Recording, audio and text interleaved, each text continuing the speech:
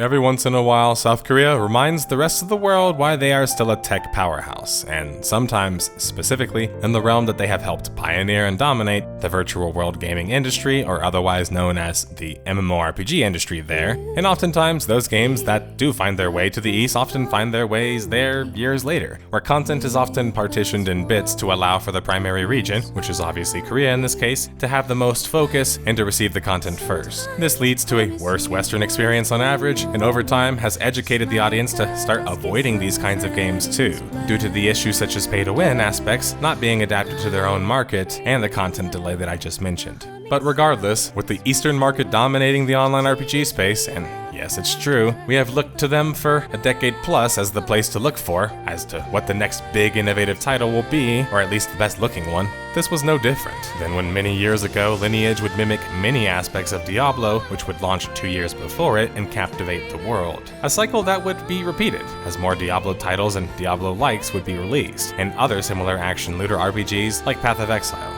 And then, altered and improved upon in some ways with the most recent wrinkle to the puzzle, Lost Ark, which was first played in testing phases as early as 2015 and then launched in Korea December of 2019. Lost Ark took Korea and the Eastern world in general by storm, offering a newer and sleeker look to the classic looter RPG model, featuring better combat and animations than I have ever personally witnessed in a top-down game. Lost Ark wasn't just Diablo, it was the Korean take on the genre, with its obvious strengths and, warts. It would take a few years for it to make its journey to the West, launching as late as February 2022.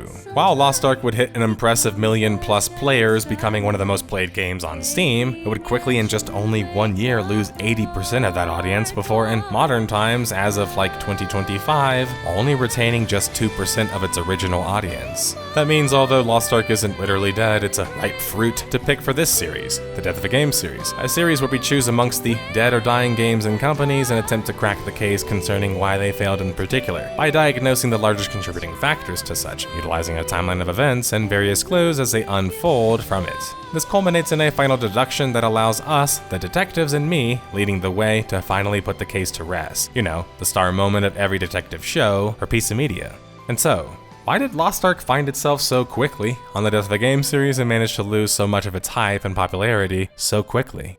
I would like to welcome this video's sponsor, Snowbreak Containment Zone. Snowbreak is a 3D third-person waifu shooter I played recently, and after experiencing its unique shooting combat gameplay, you can relax in the base with the girls by enjoying activities like soaking in the hot springs or giving the girls massages to relieve fatigue. In interactable scenes, you can also experience even more intimate and engaging interactions with the girls. A big selling point of the game is how friendly it is for free-to-play players. Gacha pull guarantees are 100% rate up, and you can reach max manifestation over time by simply just owning the characters. Combine this with the daily sign-in rewards, including 10 pulls and free selectable 5-star characters for new players when they log in. Snowbreak's new update brings Clarina, Crimson Moon. She was born into a wealthy family, but unexpectedly developed the vampire traits. She has multiple dash skills and delivers a powerful damage output as well. You can even execute skill combos or unleash your ultimate skill triggering a transformation in your appearance. With the new boss, Myra Crimson Warform, you can fight her in the last stage of the story event using Clarina. With new outfits like Moonbeam Angel, for Clarina, she can switch between being a pure angelic character or having more of a mischievous, devil-like appearance. If you find that the girls' bodies are obscured by fog, there's a simple trick to remove the fog, making your intimate interactions clearer and even more memorable. Thank you for sponsoring this video, Snowbreak Containment Zone, and make sure you download it on iOS, Android, or PC using my link in the description, or by scanning the QR code on screen to get 10 free pulls now. Back to the case. The story begins after the success for many years of none other than one of the biggest and the least well-known in the Western world shooters ever, Crossfire. Crossfire has reached as high as 3.7 million players concurrently and has been played in over 60 plus countries. It's a billion-dollar game and more, and is by far Smilegate's biggest and most successful project. Smilegate, of course, is the video game developer behind Crossfire and a few other titles, being stationed in Pangyo, Songnam, South Korea. The success with Crossfire would lead to Smilegate having the ability, as most Korean companies would probably prefer, and seem to prefer overall, especially when not attached to a publisher, to continue to make other games. The problem, sort of at least, was that none of these games had any serious level of success. This put Smilegate in a tough spot. Sure, Crossfire was still raking in the cash by the boatloads, but after its sequel would fail, which we already kind of covered on the series actually, they would have to continue on and find new pastures and find success to continue to grow and thrive as a video game developer, surely. Smilegate quietly, in 2012, would announce that they were working on 2 new Unreal Engine titles. One of these, and I did some detective work on the other one and I couldn't find out what it was, but one of these ended up being, of course, the topic of this video, Lost Ark, which was in the works for over 7 years before the game was ever launched, and would feature a whopping budget of a reported 85 million USD to fund and a team of nearly 200 plus developers.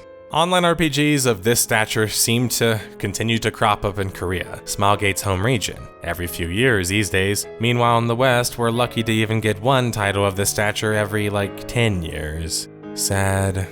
Lost Ark would be officially announced to the world so far back as November 2014, publicly, introduced as an isometric action MMO, and built on the Unreal Engine 3. And as typical when announcing projects in Korea, Smilegate would actually unveil a whole information package alongside it in subsequent trailers and information-filled videos. We would find out due to the help of a prominent Eastern content creator streamer, Steparu, that Lost Ark had 18 playable characters, counting the advanced classes as well, mounted combat, and was soon planning a playable beta in Korea.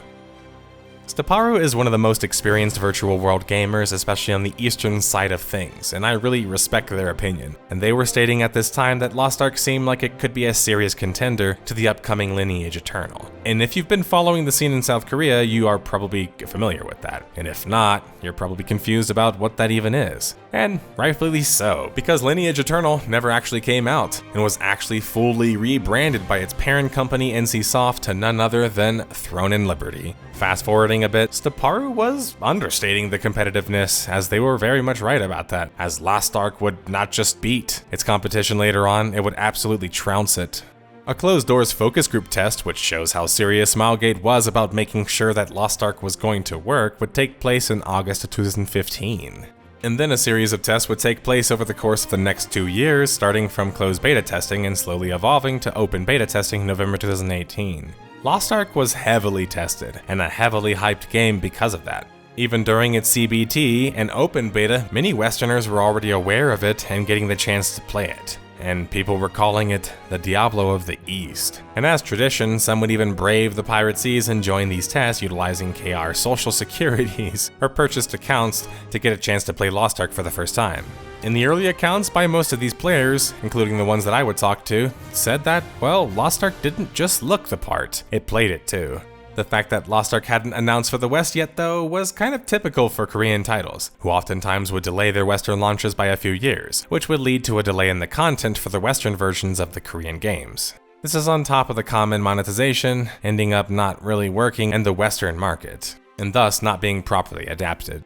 After a lengthy test cycle, as quite typical with most Korean virtual worlds, Lost Ark would launch in Korea December 4th, 2019. They would follow this with a Russian launch in October of 2019, and then a Japanese launch the following summer. Lost Ark in just a short time would balloon up to 350,000 plus users in just the East alone, which was incredibly impressive for a new IP, and reviews and impressions would filter through to the West every now and then, and the only negative aspects that would get mentioned about Lost Ark seemed to be about the game being pay to win, which was kind of like a classic negative aspect of upcoming Korean titles, and well, honestly, all virtual worlds these days talks of pay-to-win monetization, and a game that's hard to play without opening up your wallet already started to circulate their way to the West after the launch in the East. While many might think that Lost Ark took an entire 2+ years to come to the West, it actually, technically speaking, took less than that during their quiet, confidential, technical alpha test held in June of 2021.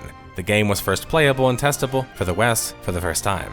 I was actually invited to this test, and I have to admit I was extremely impressed with the game. As many people know about me, I cut my teeth on an early similar-like MMORPG title that was dubbed Dark Eden, which launched actually 20+ years ago.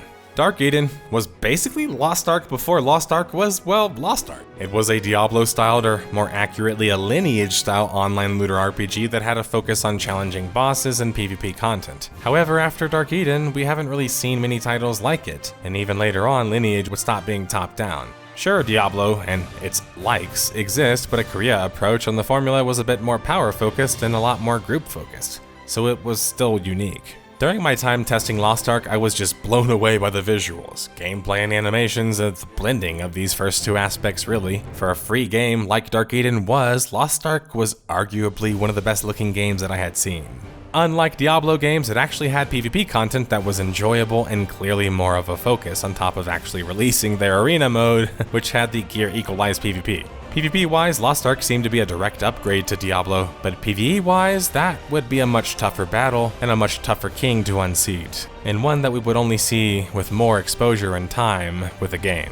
One thing I knew early on though that would create problems was how hard it was to respec in the game. Because PvP and PvE would naturally require different builds, this was going to cause some problems. And they could have just done like PvP presets, but I digress.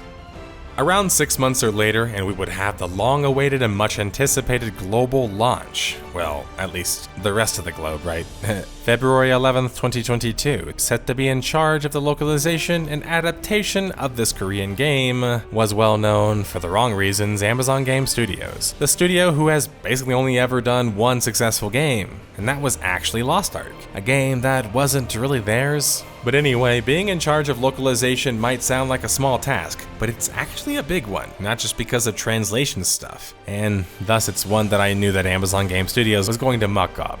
This would be seen in the Western launch in the form of the servers being completely overloaded over and over and over again for weeks at a time. And no, not just like the normal, hey, a virtual world just came out and you have to kind of expect that there's going to be a queue for things. No, I'm talking about like 30 to 60 minute queues with 7,000 plus players waiting. The reason this was also so strange was the game didn't even allow for content that was over like 8 to 30 players. There was no massive content in the game, so technically Lost Ark wasn't an MMORPG, but Korean online RPGs oftentimes still call their games MMORPGs. And what I mean is that they might have sold it as an MMORPG, but it was kind of more of like a Diablo PoE-like, which wasn't an MMO, but more like an online RPG. But why was their launch having so much issues if this was the case? I mean, the game should have been designed to account for multiple instances within the same servers and then some, especially with how much hype the game had. Instead, it was largely unplayable for the player base in the West for weeks, and yes, weeks. On top of this, the cash shop allows you to purchase crafting resources and currencies that are needed to bypass the majority of the game's economical woes and grind issues. Something that AGS could have accounted for, but probably wanted some of that cheddar too, let's be honest, as we saw with like Tryon Worlds and Arcade. It's rare that we end up seeing pay to win be such a large contributing factor to why a game outright fails, but I would say by the end of things, Lost Ark really qualified. Reviews were positive for Lost Ark at 81 out of 100 from 49 different critics according to aggregate review website Metacritic. Well, initially, as typical with online RPGs, you would have to give the game a bit more time in the oven, so to say, as to really see if it was a game worthy of that impressive score, especially past the first initial months, which end up being like one of the most challenging parts for a development studio post-launching of their game. Rock Paper Shotgun, in a frankly honest and early review of the game, would state that they hadn't played enough to really rate the game well, but could notice a big focus of the game and arguably its crowning jewel being, of course, the visuals and combat combination, but felt that the length that it would take to progress through the game was a bit too great for most players, and that would actually end up largely being true, as we will discuss more later. IGN would grant the game an impressive 8 out of 10, and would state that Lost Ark takes a genuinely impressive stab at the isometric action RPG genre, and its integration into a perpetually online world is complementary rather than invasive. It's expansive and deep, and capable of scratching the itch for a new Diablo-like action RPG that's filled with other players to meet and team up with. Lost Ark seemed to have caught Diablo a bit with its pants down. I mean, in between their new projects, Diablo 4, and being able to present a functioning online world where players can run around and you can interact with them in a way that most Diablo games didn't really allow for. That meant that besides just visuals and gameplay wise, Lost Ark was actually a step ahead of the Diablo franchise, which allowed them to reach an absolutely monster Steam population of over 1 million peak players, becoming the most played Steam game in just 24 hours. They also had to remove 1 million bots, so that number could have been 2 million technically, which can also show the difficulties of having a free-to-play game, as it's difficult to balance and, protect these games from bots. And it also shows how popular the game is, because that's a crap ton of bots and players. This new free-to-play game seemed almost too good to be true for a free-to-play game of such a caliber, and then we eventually figured out why. Oh, did I mention that this game had sailing in it? It was how you traversed the map outside of the main continent, and it was how you would explore islands as well. That's pretty cool in a virtual world just in general, but sailing was also tied into your progression as a player, making it basically like forced content, which is probably not the best approach for something like sailing. Lost Ark, as typical for Korean online RPGs brought to the West, would have its content lagged behind by months. However, unlike many Korean titles, the gap was actually much shorter at first, just being a couple of months. This would actually end up contributing to some serious issues though, as players would have to reach a certain item level before the next content patch would drop, and thus kind of forcing them to have to progress. This was a smart business idea though, as they would effectively be selling the solution of this in the cash shop, which would allow for players to pay to skip many hours of progression, as with many other free-to-play titles. But now players were almost forced to spend money in order to get those last few precious item levels, otherwise they wouldn't have enough time to grind to get to the next content, while everyone else was experiencing it. It was monetizing FOMO. Instead of lowering the amount of pay to win and better balancing the content releases, Smilegate would just instead make the content easier for the Western version, or Amazon Game Studios, whoever was in charge of that, which seemed like a good thing, but actually forced more grind to happen. The March 2022 update would introduce more Kadan episodic story and a new Argos Abyss raid. The raid was technically 2 years old already at this point due to the Korean launch, but just releasing it 1 month after launch would actually be pretty fast. But again, now players were yet again forced to scramble for higher item levels that they couldn't even reach realistically, being free-to-play players. And this gap would only continue to grow between free-to-play players and the pay-to-win players until the money required to be competitive with the current players in the more, modern raids would go from hundreds of dollars to thousands. The April update was a big one, introducing a new class, or advanced class, the Glavier, and a new continent to explore and progress, South Vern. The difficulty with producing content for Diablo-like games is that they often require entire new regions or maps, or at the very least, like new dungeons to impress players and keep them coming back. And that's a lot of production time and money, which makes this a difficult content style to pull off. Lost Ark delaying its Western launch in a sense though was smart for them, because they got to calibrate how much they wanted to change their business model during that time, and also stack up more content. But over time, this lag would stretch to like 6 months at a time, making the delays even higher. Most Korean MMO companies make 80% of their revenue from the Eastern market at least, but Smilegate was unique in this respect. Reportedly, were making like 30% or more of their revenue abroad. This likely led to why they focused so much on bringing content to the West faster than most Korean companies did. That being said, the game still largely is balanced and created for the home audience, as we will find out more about shortly, which still makes being a Lost Ark fan in any other region, not Korea, kind of like being a second-rate fan. The first Legion raid, which were 8 players except for like Kekko Satan, and no, that's not like a profanity joke, while Guardian raids were simpler in design, and only required 4 players. This raid was released May 18th, 2022, and was dubbed the Vultan Legion raid. This raid though has an absurdly high item level for the time, requiring as much as like 1445 as an item level in the Inferno levels, and this item level according to vets would take around 2 to 3 weeks of grinding to reach in more modern times, which wasn't horrible, but things would only continue to scale from here on. But a new advanced class and Guardian raid was also added at this time, completing a well-rounded update. The set of updates that would launch in the summer for Lost Ark would introduce another Legion raid, 2 Guardian raids, and the Arcanist Advanced class. This was on top of introducing more Inferno difficulties to help make the game even more challenging, which I have to say and commend it for, it really was. That's something that I ended up liking about Lost Ark a lot. The whole point of the game after all was to get stronger and start to go on and complete the next set of content. While it's not really unlike many other virtual worlds, it's even stronger pushed in a game like Lost Ark where the entire game and economy revolves around making you want to spend money to get more powerful. That's because 15 points would require you to grind for like 2+ weeks. And sure, grinding is a large part of the fun and focus of most online RPGs, but when you're having to grind for weeks on end to experience the content that's being introduced at a crazy rate, that's not normal. And what people usually refer to when they say like Korean grinder, famously meaning games like Ion and now Lost Ark. The content released in August of 2022 was more of that. More content to grind and more content to have to prepare for. If you liked the gameplay loop in Lost Ark, there was certainly a lot for you to enjoy with the game, especially with how gorgeous the visuals accompanying each class were. As each new piece of content would be released though, the required item level would of course increase, and the 3 most recent Legion raids would take as much as multiple months to prepare for, and I mean just like leveling your character for.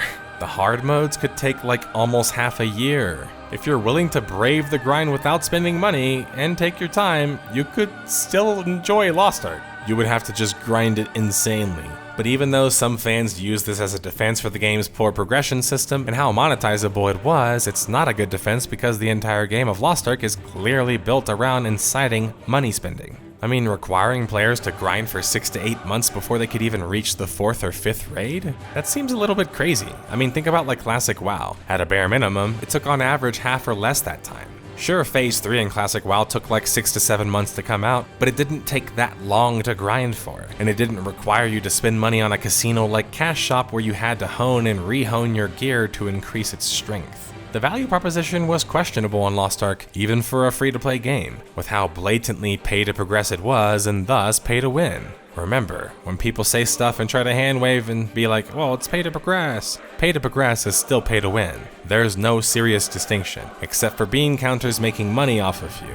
More Guardian raids would be added by August of 2023, totaling at a whopping 12 plus by the end of things, with multiple test levels available for each Guardian. Test level 5 or higher would require like an item level of 1250 plus. But with the release of a new and impressive, should I say, Akin Legion raid, and honestly the Legion raids are pretty freaking sick in Lost Ark, would be the shifting of the endgame to only the most elite players, with even the solo dungeon requirements being as high as 1580 item level, which is what endgame level high level players would walk around with. Amazon Game Studios was aware that this burn in the population and these high standards for item level was going to lead to an untenable position, I think. And they needed to make sure that they could get players, monetized faster before they would quit, and get them the content that they wanted to experience faster too. The jump to endgame patch September 12th, 2023 was just about that. But anytime you see this in a game, it's usually a sign that developers know that the early game experience is lackluster,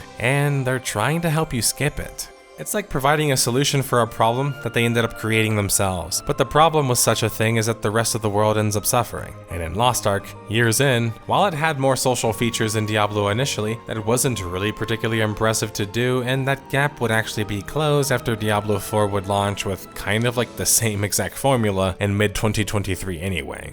Point I'm making is the entire game of Lost Ark is about climbing a ladder.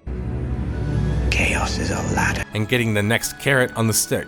There's very little in the game in the form of socialization or a drive towards that, nor do they provide you with a world that really feels like you can live in it. Most of your experiences with other players are going to be about finding those that have the appropriate item levels and ignoring people running around you in city zones who don't, which is kind of inherently toxic. The reason this matters is because games like Ragnarok Online, on the other hand, which was also a Korean game, were able to both offer power-hungry vertical grinder experiences for gamers while also being fairly social, whether through their PvP or PvE group-style content and the real sense of world that they had. Lost Ark felt like Diablo likes world-wise, a fragment of a bunch of zones that are more focused on providing you with things to kill than things to explore, learn about, or understand. And that's fine. I mean, different games have different focuses. But it's also why the population on Lost Ark had dropped to just like 40,000 players or so peak. Because after the content was beaten, and thus expired, players would move on to other games instead of staying in Lost Ark because there was really nothing else to do. And over time, more and more of these players would start to bleed out and not return. This would happen until the population would only continue to drop, as they would then quietly shut down their Japanese server in January of 2024. More content would trickle out by the spring of 2024, introducing the Breaker Advanced class, new story missions, a new Legion raid in Theamine, and a new progression system, starting with the new Advanced class, which is actually a favorite of mine, the Breaker, a brawler with giant gauntlets. The story mission edition, though, was met with an eye roll, because the truth is, the story in most Korean MMOs and online RPGs is quite lacking, as an understatement, and Lost Ark was no different, having a mostly forgettable story. Having an interesting story that keeps players coming back is so important for the longevity of an online game, though, and it just makes it a better game. The Theamine Legion raid was the final raid added to the game so far, even as of like 2025, which would force players to climb as high as a whopping 1610 plus item level, and then the gaps after that were even crazier, taking multiple months to reach 20 and then 1630. This level of grind and expectation of grind, lest you have to spend money, was just absurd for a game, even if the game was free, because it comes across as not having respect for your customers or their time, and more so just being interested in monetizing more players who are just going to leave. And the population, I think, would reflect this, dropping down to as much as 34,000 peak players during this time.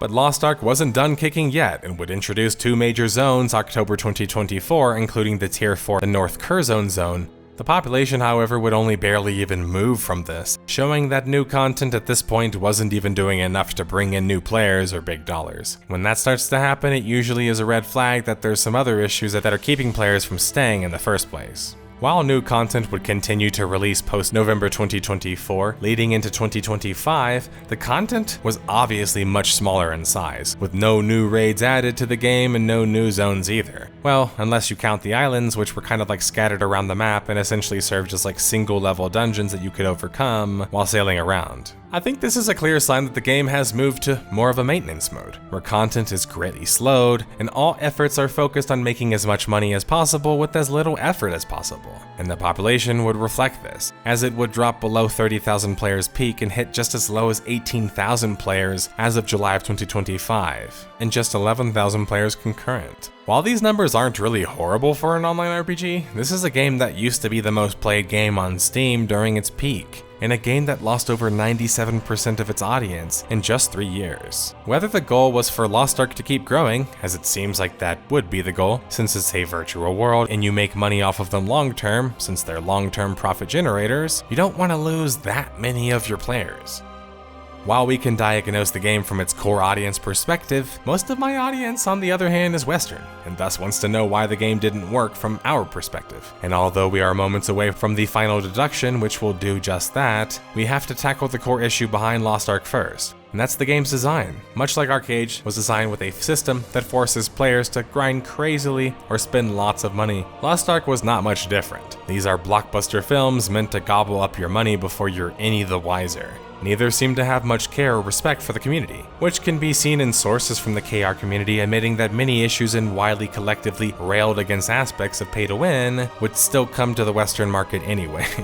Really, Asmongold, a prominent streamer, WoW player, and longtime MMO enjoyer, would actually put it best, which are probably not words you're gonna ever really hear me utter much. Lost Ark was a Great Depression simulator, or a pay-to-lose simulator, where you felt like you were scraping for crumbs the entire time, while further feeling toxic with yourself because you had to. And the players who are around you are just trying to do the same thing, right? Camaraderie and toxicity. It's not a game that seems to elicit many positive memories for those who even enjoyed the game, like myself. It's like a Transformers movie. Sure, you might enjoy it during your time experiencing it and talk about it after the movie, but you're not going to remember anything after that, and you're probably not going to stick around playing the game in this case. And that was by design, seemingly a virtual world or supposed MMORPG that didn't make players feel like anything other than mostly dread as they had to prepare for the next content drop and subsequent level requirement. But it wasn't just the West that was fed up with this game, it was the East moving on too, with revenue down 9% according to the recent financials, and the net income down 50% for the company Smilegate RPG, which is the parent company behind Lost Ark. So Lost Ark across the board is just not doing so hot. And that's the music playing. And I've ended this timeline on quite a negative note, let's be honest. While Lost Ark isn't an objectively bad game, it's an incredibly, even admitted by Smilegate themselves, shallow one. And the fact that it has lasted shorter than like online multiplayer shooter should probably be a testament to this. And so, why did Lost Ark find itself on the Death of a Game series despite not dying yet? Well, it lost 97% of its audience in just 3 years. It was built as a casino first with a poor value proposition offering, poor localization, and Western management. It's a shallow vertical power-obsessed game, lack of major updates or expansion content. Lost Ark, where art thou? Okay, I just really wanted to get that off of my chest before this video ended. But this case is over, detectives, and I usually have something witty to say regarding the future of a particular game or genre, or so I think in my head, but after finishing this case, I just feel a little bit of numbness. Lost Ark might have been an innovative game graphics and gameplay-wise, but those are sort of like the things that we come to expect from the East, and the innovation in those things don't last very long. They're also not really enough to carry a game on its own, and in the end, they just feel like fast food that you end up kind of regretting or forgetting about. I do hope we see more titles like this though, because as much as massive online RPGs should exist, the top-down smaller online RPGs like Lost Ark should too. And that's that. Lost Ark is apparently resurfacing as a mobile title too, having been in development quietly for a while, with recent gameplay and trailer footage revealed. So as Lost Ark on PC slows down, even in Korea, we will still continue to see and hear more about it, with their pivoting to a mobile game, which looks better graphically for some reason, and actually has some new bells and whistles like a campaign mode and more. The shift to mobile seemed natural for Smilegate, and it's likely we will hear about the continued success of Lost Ark after the mobile version launches, much like many other successful Korean titles that got mobile version adaptations. Thanks for watching, and let me know in the comments below your experiences, good or bad, with Lost Ark, and why you think the game failed in case I missed anything. Until the next case.